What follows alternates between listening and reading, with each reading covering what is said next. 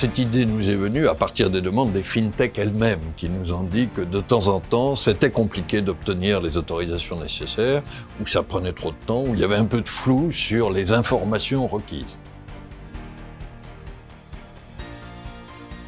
Pour faciliter le parcours des fintech, la première chose qu'on a fait, c'est écouter les fintech. On s'est tous retrouvés entre membres de la CPR, membres du pôle fintech, représentants de fintech. Les travaux étaient organisés en plusieurs groupes de travail qui travaillaient sur des thématiques spécifiques. On a travaillé sur un mode collaboratif. Les collègues de la CPR et les représentants des fintech ont travaillé ensemble. Et ça a été un espace d'échange très positif où on a pu poser les sujets sur la table.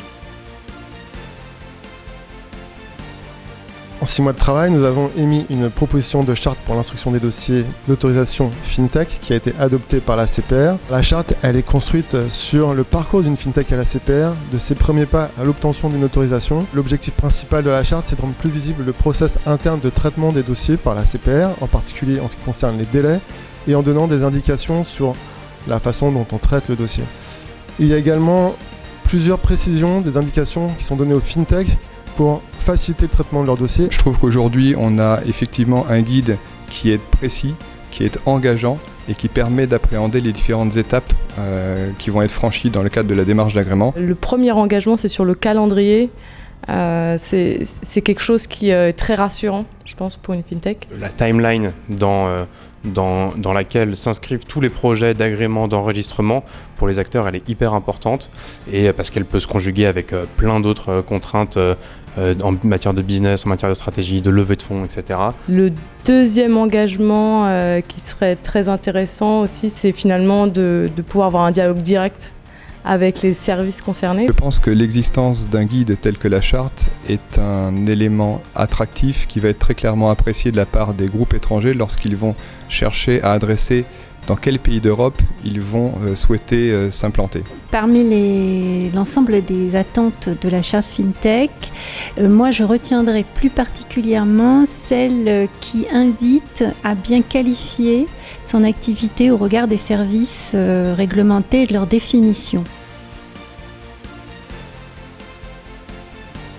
Dans mon parcours FinTech, il y a notamment une liste de questions-réponses sur comment qualifier mon activité. On s'est vraiment mis dans la peau du porteur de projet. On est parti de son activité pour lui permettre d'identifier la réglementation à appliquer et le statut à choisir. Les réglementations sont extrêmement nombreuses et complexes, donc il est absolument indispensable de simplifier et d'expliquer les enjeux de ces réglementations. Les contenus pédagogiques seront très utiles pour diffuser notre doctrine et faire bénéficier aux nouveaux arrivants des réponses qu'on a déjà apportées. Ça devrait énormément les aider parce que là, tout sera digital. On a une réglementation qui est assez large et finalement, chaque fintech a ses propres problématiques. Et c'est comment inscrire une activité spéciale dans un cadre réglementaire général.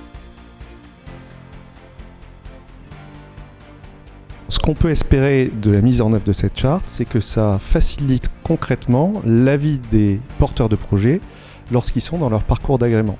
Personnellement, ce que j'espère du parcours FinTech, c'est que ça crée beaucoup de transparence. J'espère plus d'harmonie entre les fintech et la CPR. Cette charte va simplifier, fluidifier le parcours d'agrément et on l'espère l'accélérer. Ce parcours FinTech, il va permettre aux FinTech de mieux s'approprier la réglementation et donc de créer un cadre, un écosystème bancaire et financier qui soit plus sûr. Plus clair, plus accessible. Alors une charte c'est bien, je crois qu'elle est claire, je crois que c'est un vrai progrès, mais nous en suivrons l'application avec vous pour vérifier qu'effectivement nous facilitons au maximum la vie des fintech tout en obtenant le degré de réglementation nécessaire. L'innovation et la réglementation convergent à long terme pour créer la confiance qui est la condition même du développement de l'innovation.